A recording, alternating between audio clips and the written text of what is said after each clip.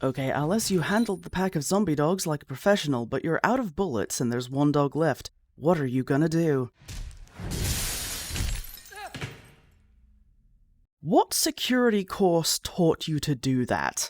A little while ago, I played Resident Evil for the first time, which made me want to go back and rewatch the Milla Jovovitch movies. I say rewatch, I only really remember watching the first one, and maybe the second, the one everyone hated Nemesis in because of his soulful baby blues. Now, none of this is to say that I'm not familiar with Resident Evil as an IP. I've had a casual interest in the game for years, I just never got around to playing them myself. But this is a movie channel, and the Resident Evil movies have very little to do with the events and characters of the games. They're very much their own thing. Usually. Let's get into it, shall we?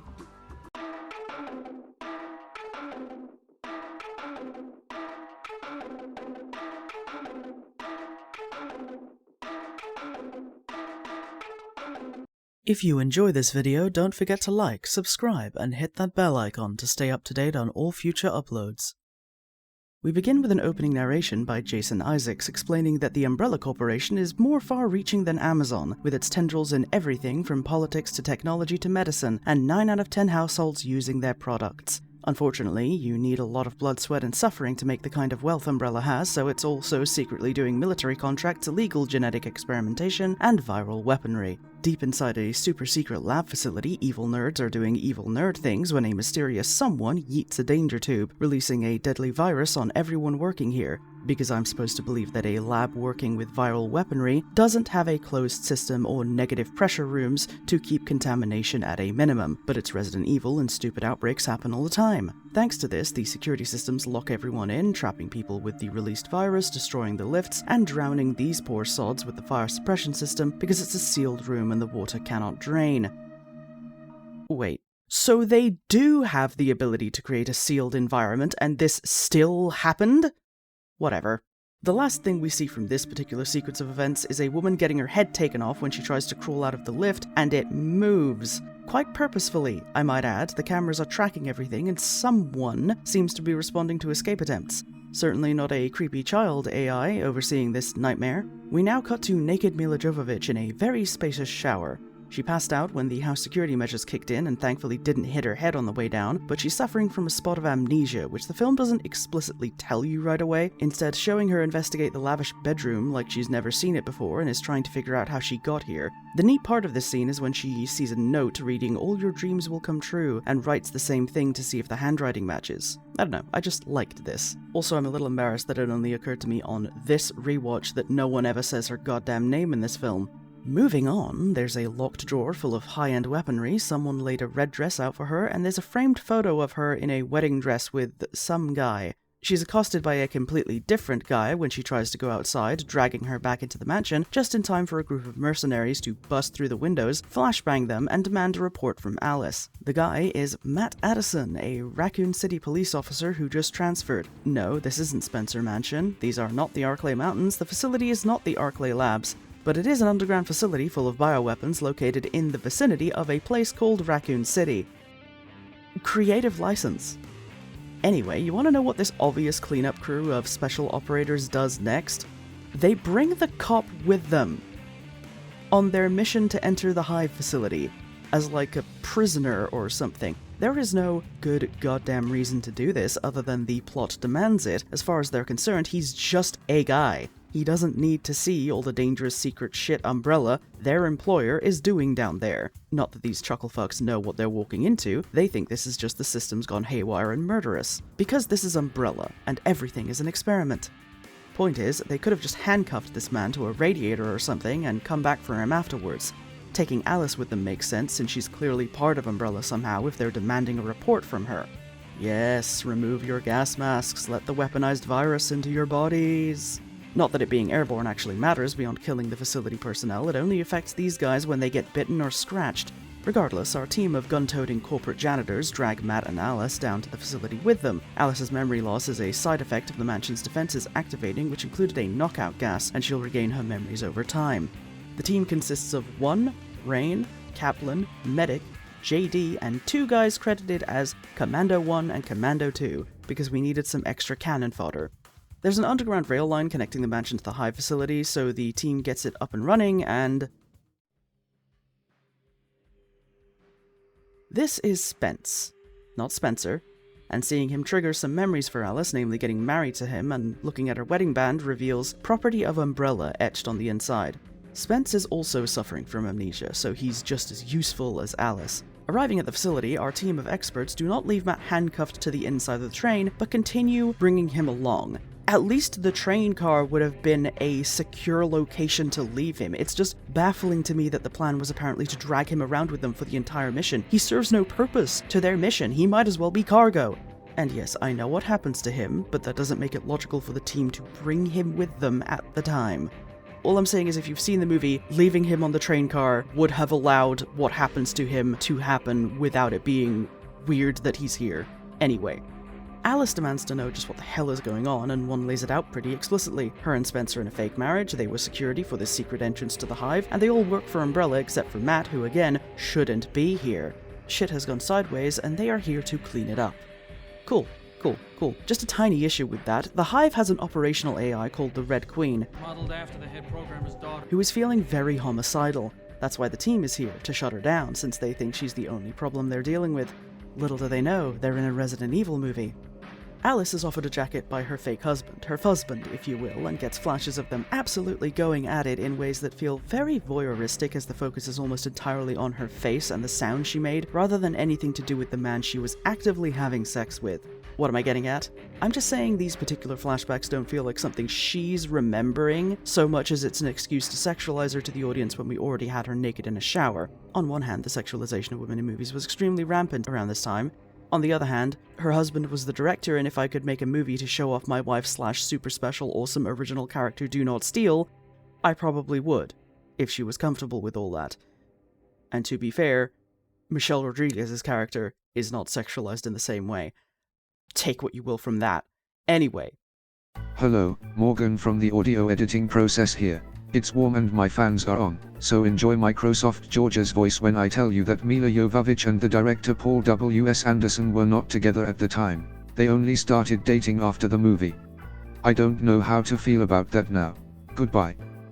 Matt hears some creepy moaning from the vents, but doesn't mention it to anyone as the team moves on from the flooded offices, looking for a way to the Red Queen that doesn't require scuba gear.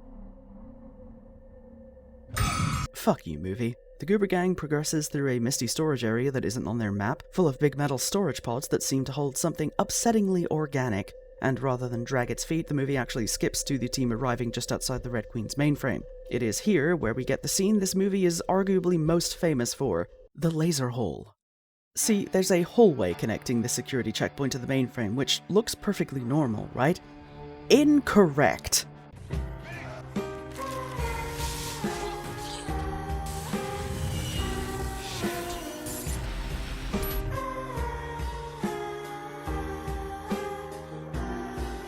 Mission failed. We'll get them next time. And this, Kaplan, is why you don't say out loud to the AI watching everything that you're about to deliver an EMP to her central processing hub. Genuinely feels like the Red Queen was just fucking with them because she could have done this crisscross julienne right at the start. Somehow, this did not hit the EMP bag, which is not small, mind you, and because Kaplan temporarily disabled the Red Queen, they're able to walk into the mainframe. I like that this room has a faint heartbeat to it. It fits being just as critical to the Red Queen as a heart is. Get out, you can't be in here.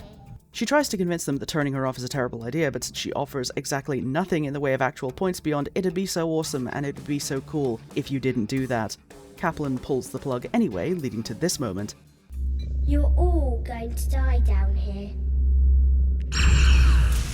It just so happens that disabling the Red Queen like this causes a loss of primary power, which she did warn them about, just not what that would actually do, like opening all the locked doors in the facility. The locked doors, behind which all the personnel died. After the virus was released, I'm sure it's fine. I'm on it. Oh, Michelle Rodriguez, I do enjoy a lot of the characters you play, even if it is just variations of Aliens Vasquez. We'll just ignore the forced sex reassignment Hitman movie. Sigourney Weaver? Rain finds a survivor, only to get her hand bitten because this woman had a hunger that only hands could satisfy. She's also a zombie, but that's unrelated. Seeing that a bullet to both knees won't put her down, the two proceed to light her ass up, launching her into a wall. Peak action silliness. But now we have our first infectee on the squad. If you haven't seen this film before, I want you to go down and leave a comment guessing how long you think this character lasts. The zombie woman vanishes while they aren't paying attention, and the gang is soon set upon by the rest of the reanimated personnel, and since none of them know you have to hit these things in the head to put them down properly, the gang wastes a lot of ammunition. They do, however, hit one of the tanks, causing an explosion that knocks everyone over, prompting Alice to remember just a little bit more. I can help you get the virus. I have access to security codes, surveillance plans. We continue with action, tension, fiery zombies trying to crawl on top of Matt while he desperately squirms for the keys to unlock his cuffs. Meanwhile, Spence is muttering unhelpful bullshit to Kaplan as he's trying his best to open the lift but can't calm down enough to get it right. He's shoved out of the way by JD and Spencer screams at him until Kaplan remembers what the code is. See how easy that was?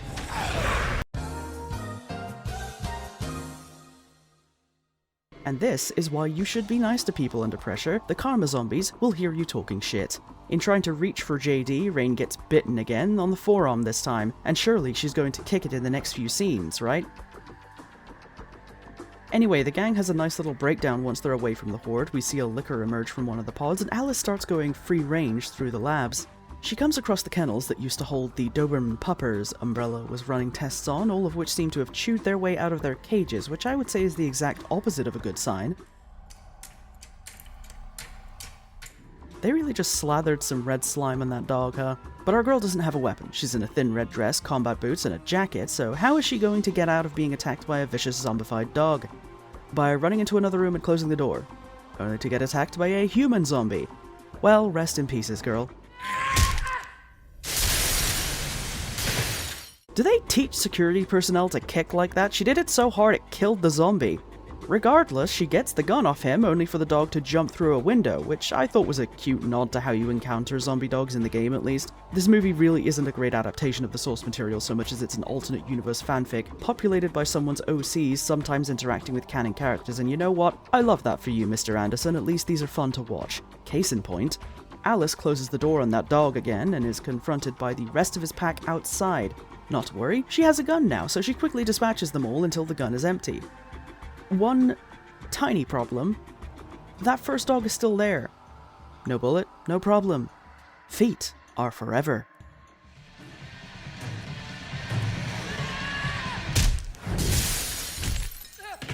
Cinema.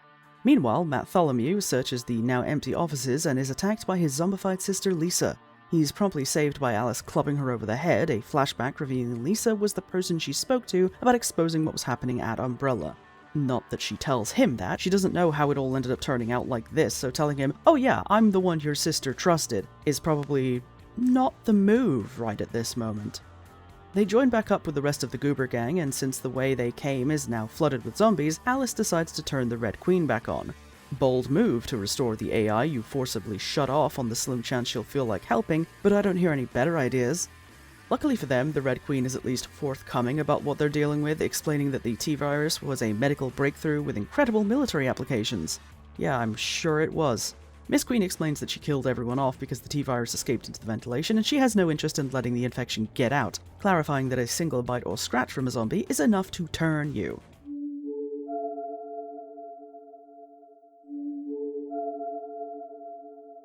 Threatening Miss Ma'am with permanent shutdown, they're pointed to an escape route through some extremely moist tunnels. This goes great until the zombies bust through a grate, forcing the group to climb up onto some pipes out of their reach. But not before Rain is bitten not once but twice more on the arm and on her neck.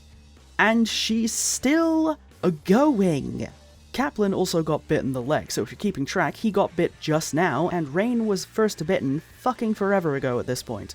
Traversing the pipes, our dweebs cross over the ravening hordes, only for the pipes to betray them, dropping Kaplan into their midst. It almost looks like he's going to get eaten, because Rain can't make the shot, her vision is going in and out, but Alice does it instead. Regardless, he screams at them to run and leave him behind rather than try to rescue him, leading to this stellar moment.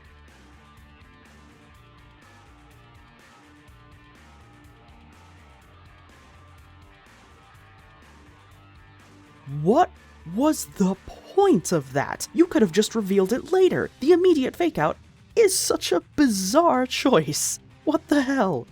Emerging from the tunnels, Rain has to be held up by the boys, looking damp and pale and puking white bile onto the floor.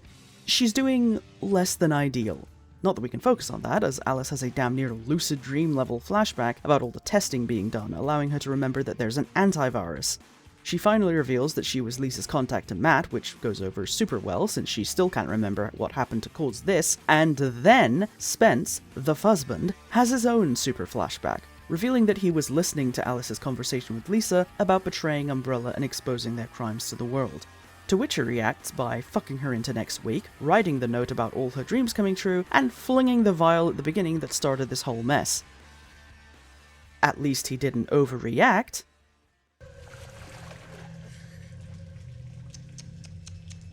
Ah, yes, he's the villain now. He has to act like it.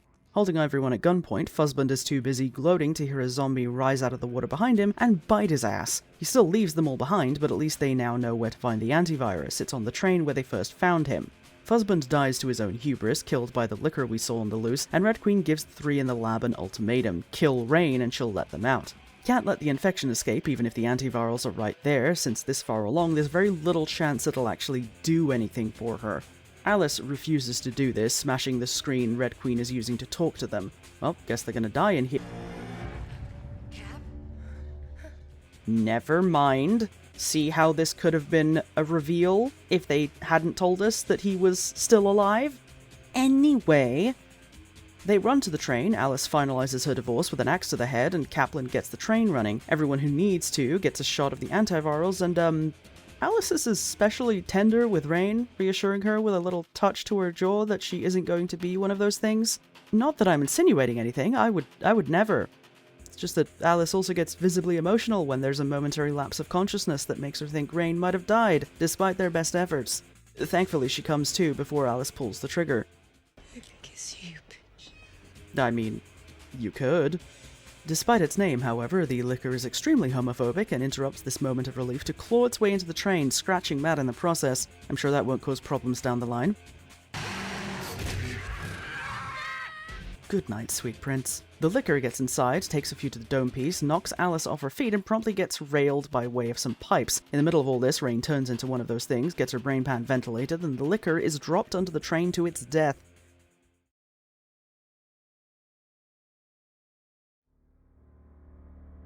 Yes, very, very normal levels of attachment. With just Matt and Alice left, they manage to escape the facility before the blast doors close. It's only once they're safe in the mansion that Alice sinks to her knees to have a well-deserved mini breakdown over failing to save people, but Matt reassures her that they have the proof they need to expose Umbrella, who is the real party at fault. And then his scratches start to undulate. Umbrella busts in, carrying Matt away as worms begin to emerge from his wounds, wheeled off for something called the Nemesis program, which is a threat that will hurt us later. Meanwhile, Alice is sedated and taken into quarantine, sent to a facility inside Raccoon City while Umbrella moves to reopen the Hive. Sometime later, she wakes up alone in a very bright room with the least dignity-preserving hospital gown known to man, hooked up to all manner of wires from head to toe.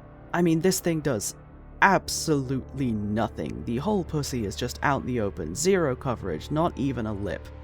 When no one answers her call, she uses one of the needles to short the card reader, wandering out into the empty hospital, and eventually finding her way out into an even emptier and very much desolate Raccoon City.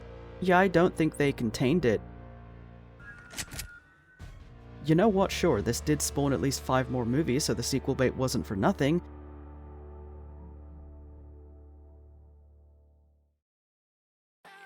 Thank you for watching. If you enjoyed this video, don't forget to like, subscribe, and leave a cheeky wee comment, whether it's about the film we just discussed, a film you'd like to see me cover, or to tell me about your pets. If you enjoy my delivery and you're into video games, my main channel has you covered.